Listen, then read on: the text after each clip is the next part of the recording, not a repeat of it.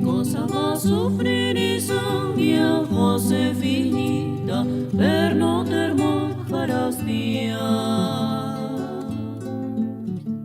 Don Vasco de Quiroga entró aquí en el año de 1533. El que plantó los olivos son todos los árboles viejitos que se encuentran a su alrededor. Tienen 490 años.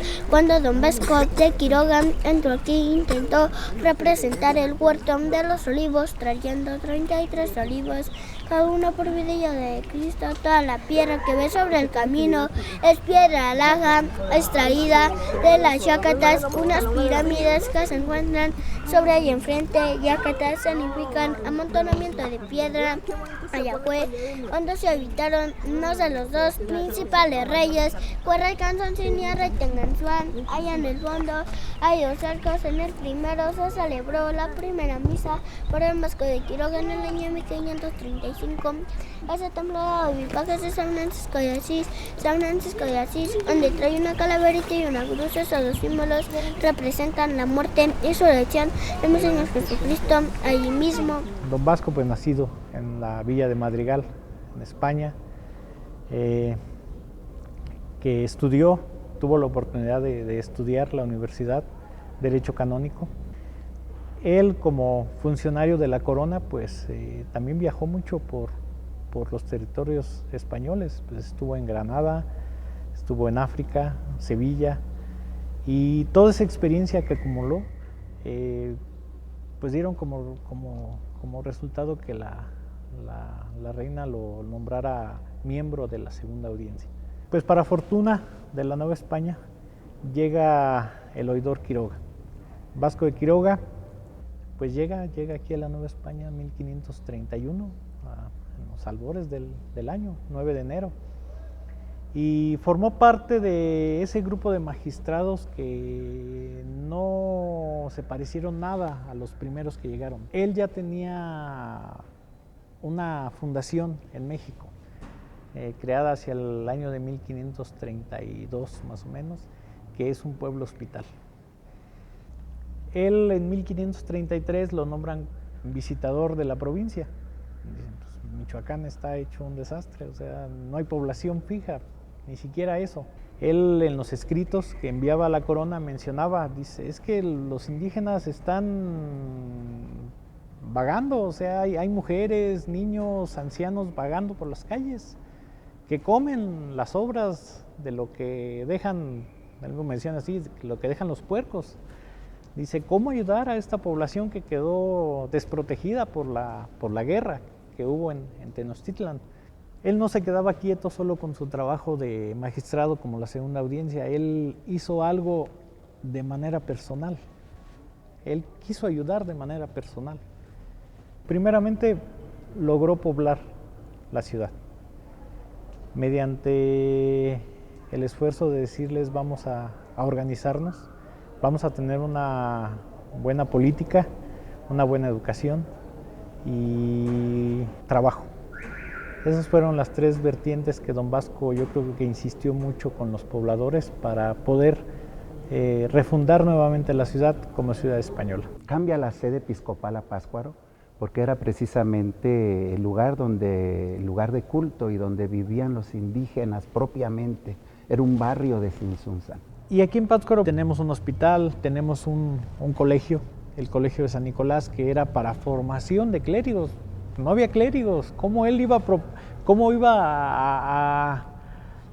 a realizar la administración diocesana si no había clérigos? Pues él tenía que crear un colegio de clérigos, Colegio de San Nicolás, para crear los clérigos que vayan y hagan esta labor. No solamente fue un evangelizador que trajo la palabra de Dios, sino también fue un gran civilizador.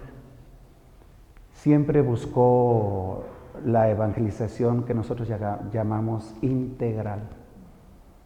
A partir de los oficios que ya tenían los pueblos, trajo maestros que mejoraran las técnicas. Con esto fue conformándose la ciudad, pero también era un centro económico.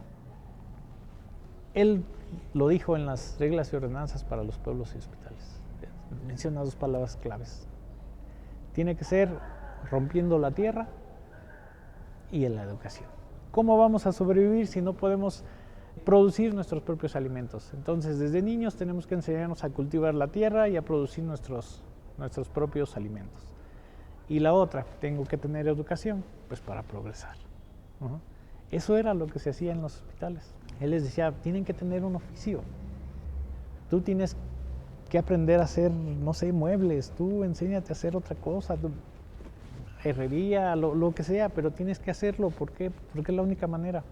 Creó una red de intercambio comercial entre los diferentes oficios, precisamente para que hubiera ese enriquecimiento mutuo, no hubiera competitividad, sino complementariedad, de tal manera que hubiera siempre un gana-gana, ¿verdad? Y ese intercambio económico pues se tiene que dar en un tianguis.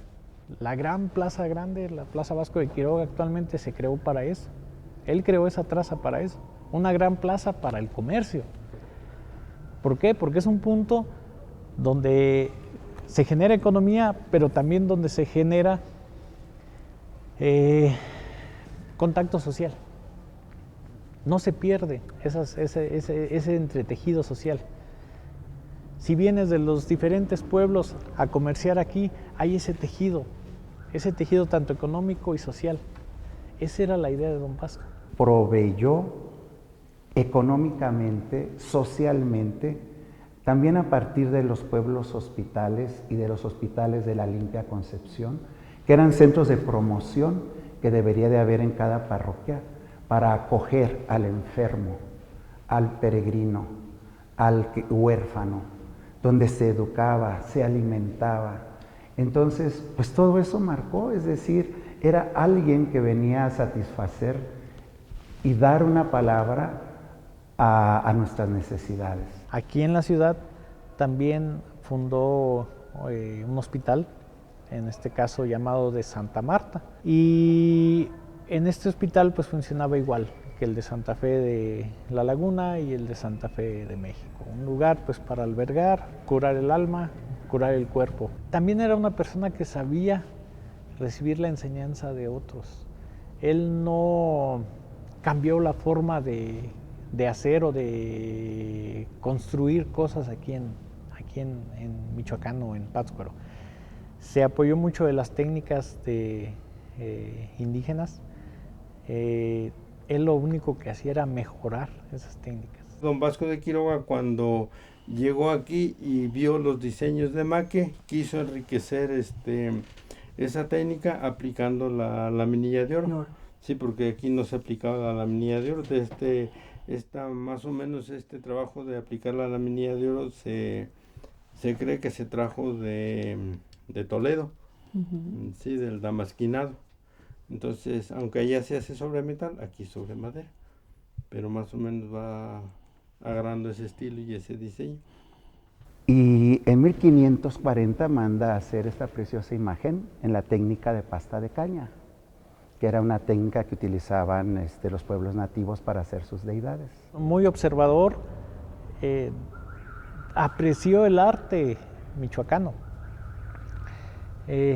Observó que los purépechas utilizaban para crear figuras humanas una pasta hecha de caña de maíz para formar sus ídolos. Y él con esa visión pues dijo, bueno, vamos a crear figuras del cristianismo en esta técnica. La pasta de caña de maíz, en primer lugar, es una técnica prehispánica muy antigua. Los purépechas la usaron para hacer sus dioses con esa técnica, porque ellos tenían por costumbre ir a sus batallas, a sus peregrinaciones, a donde ellos fueran, nunca andaban solos, llevaban a sus dioses consigo. Entonces, hacerlos de piedra, como los hicieron muchas culturas en toda Mesoamérica, ya una imagen muy grande sería imposible moverla. Entonces ellos crearon esta técnica utilizando la caña del maíz, la pulpa de la caña de maíz, donde no pesa y se puede trasladar, por muy grande que sea la imagen, una sola persona la puede cargar. Entonces, cuando llegan los frailes a esta zona, les gustó la técnica porque no pesa. Los enseñaron a hacer ahora Cristos y vírgenes y se mantuvo la técnica, si no se hubiera perdido. Pero ya desde ahí hay un mestizaje, porque los antiguos sacerdotes purépechas con la técnica indígena, asesorados por un fraile franciscano, ahí ya se ve el encuentro de las culturas en la misma manufactura de la imagen. Ya desde ahí empieza un diálogo que Vasco de Quiroga siempre buscó entre las culturas. Manda a hacer esta imagen, ¿sabes para qué? Para que estuviera cerca de los pobres, los enfermos, los marginados, los sufrientes. Porque la iba a colocar en la capilla del Hospital de Santa Marta. Y crece tanto la devoción que se eleva a colegiata a la antigua parroquia, y en 1908 se traslada la imagen a este recinto. Y se traslada para que la gente tenga un recinto amplio, donde la puedan contemplar, donde la puedan venerar. Entonces Tatabasco logró tocar las heridas del pueblo herido precisamente y poner un ungüento, y qué mejor ungüento que el ungüento maternal, y ese fue el rostro de María de la Salud. Aquí en la región purépecha pues es reconocido por todos, lo que es Pátzcuaro, Uruapan, Santa Fe, Zacapu, toda la meseta, los pueblos alrededor de la laguna y de la meseta purépecha, la cañada de los 11 pueblos, en la Ciudad de México, en el pueblo de Santa Fe, y en varios lugares del estado de Guanajuato, que era parte del obispado de Michoacán. La devoción de Vasco de Quiroga se ha mantenido en diversos niveles. Uno, a nivel popular, sobre todo en los pueblos indígenas. En la mayoría de ellos hay un reconocimiento por el aporte que él dio, al grado de que precisamente se le conoce como Tata Vasco. El término Tata era un término que se le daba al padre, al benefactor. No se le daba a cualquier persona. Y los pueblos indígenas pues lo han declarado Tata Vasco, es decir, alguien que ha sido para nosotros un padre. ¿Por qué? Porque estos pueblos hospitales, si no él en persona, sí se fueron replicando en varios sitios, en varios territorios. Irapuato, Celaya, Salamanca, había ya hospitales que se replicaban como hospitales de la Concepción. Y esa manera de funcionar pues era la que importaba al final de cuentas. Fue una respuesta anhelada desde esa ansiedad, hambre, ignorancia, sufrimiento profundo que en ese momento se vivía. Y eso caló en el alma del pueblo. Fue nombrado obispo para esta diócesis un 8 de agosto de 1536. Toma posesión el 6 de agosto de 1538. Y estuvo aquí con algunas salidas que tuvo a España, precisamente para hacer algunos trámites para beneficio de su diócesis. Y donde se habla de que estando allá le ofrecieron una diócesis española, que se quedara. Y él dijo que no, él no iba a traicionar a su amada esposa. Entonces regresa a Michoacán y aquí muere en el año de 1565, probablemente a la edad de 95 años, aquí en esta ciudad de Pátzcuaro. Se quisieron llevar los restos de don Vasco, el pueblo no lo permitió, o sea, simplemente dijeron no, don Vasco se queda. Entonces se trasladan los restos de Vasco de Quiroga y se ponen precisamente debajo del altar de la Virgen, que yo creo que para los indígenas y los pueblos originarios era interesante, porque vivían en la orfandad. Entonces tener una imagen de padre y de madre era sentirse seguros. Los restos de don Vasco pues son para nosotros un gran tesoro, y ahorita que está su proceso de canonización se consideran ya reliquias. Los restos se trasladaron de la compañía bajo el altar de la Virgen. Allí fue el segundo lugar donde reposaron. Y de estar debajo del altar de la Virgen, en el año de 1990 se trasladan a este mausoleo, que parece ser en esta capilla, es la capilla de ánimas, que así se conoce en esta basílica. Y aquí se construyó, y aquí es donde reposan los restos óseos de nuestro primer obispo, el venerable Vasco de Quiroga. mucha de la enseñanza de don Vasco queda vigente y pendiente. Vigente porque él, lo que él quería realizar todavía no se realiza.